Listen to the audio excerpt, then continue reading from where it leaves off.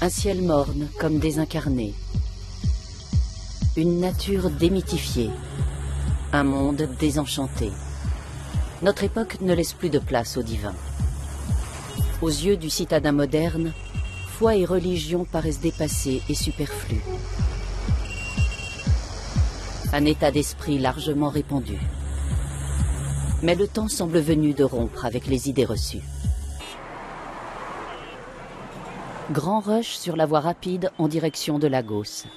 L'église chrétienne des rachetés de Dieu, la plus grande église pentecôtiste du Nigeria, abrégée RCCG, fête son 60e anniversaire.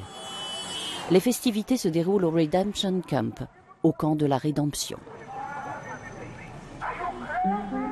Selon la légende, Enoch Adeboye, le chef de cette église, aurait été missionné par Dieu en personne pour ériger une cité de Dieu. C'était en 1983. Aujourd'hui, le camp s'étend sur plus de 60 km², à cheval sur 3 États fédéraux.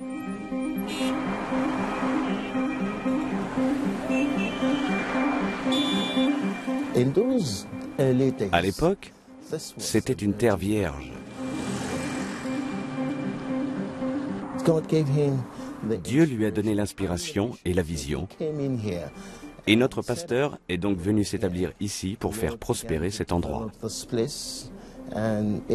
En peu de temps, les gens ont commencé à construire leurs maisons eux-mêmes. Et aujourd'hui, c'est une ville.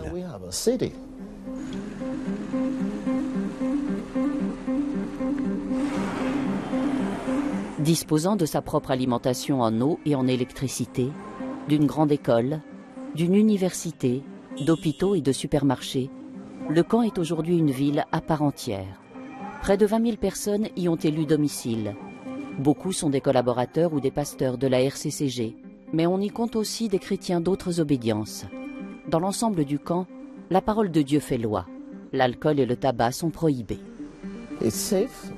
Ici, on vit en sécurité, parce que la main et la présence de Dieu veillent sur nous, 24 heures sur 24, 7 jours sur 7. Beaucoup de gens viennent s'installer ici pour la sécurité et parce qu'ils veulent être proches du Seigneur. Et cet endroit leur offre tout ce qu'ils désirent sur le plan spirituel. Pour avoir le droit de vivre ici, il faut confesser sa foi de chrétien ressuscité et être affilié à l'Église. Michael Lawson et sa famille ont quitté Lagos pour s'installer dans le camp il y a 4 ans. Ce qui nous a incités à venir vivre au camp, je dirais que c'est l'environnement pacifique. De jour comme de nuit, je peux sortir de chez moi à tout moment et me promener. Je peux parcourir 2 ou 3 kilomètres et prier. Je ne connais aucun endroit à Lagos où je pourrais faire ça sans avoir peur. Ici, tu peux te balader et prier dans tous les coins du camp. Et parce que c'est le camp, tu obtiendras des réponses si tu pries avec ferveur et confiance.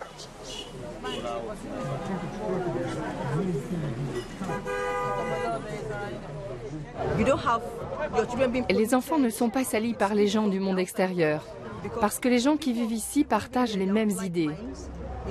Nous avons la même foi, les mêmes convictions, et nous ne faisons rien qui ne soit pas conforme à l'Écriture sainte, rien qui s'oppose à la parole de Dieu dans la Bible.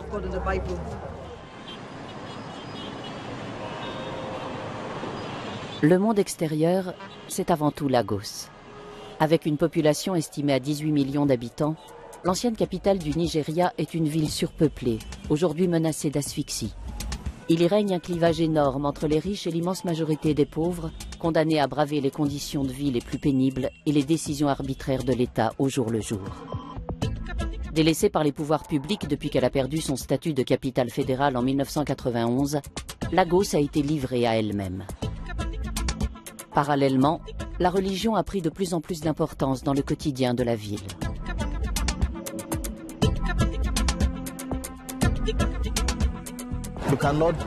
À l'heure actuelle, on ne peut pas décrire Lagos sans évoquer des instances et des structures religieuses, ou des complexes religieux, comme les camps religieux.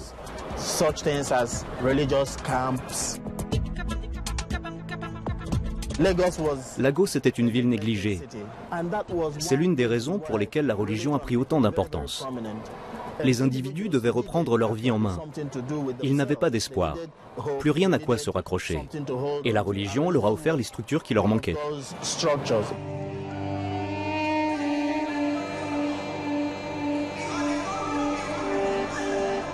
Cette église, qui fait 2 km de long et 1 km de large, se dresse au centre du camp de la Rédemption. Elle est appelée l'auditorium et peut accueillir jusqu'à 1 million de fidèles. Les jours de célébration importantes, elle affiche complet.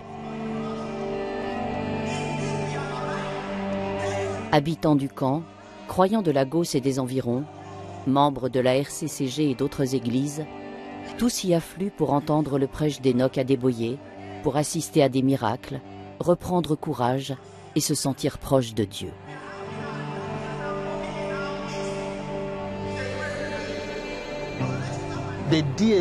L'ADN de la RCCG est hérité de l'ADN de Lagos, la ville qui l'a engendrée. Et si le camp de la RCCG est ce qu'il est aujourd'hui, c'est parce que Lagos est comme elle est, ou comme elle était autrefois. Il était évident qu'un environnement comme Lagos était très difficile à vivre. Les chrétiens étaient confrontés à de puissantes tentations.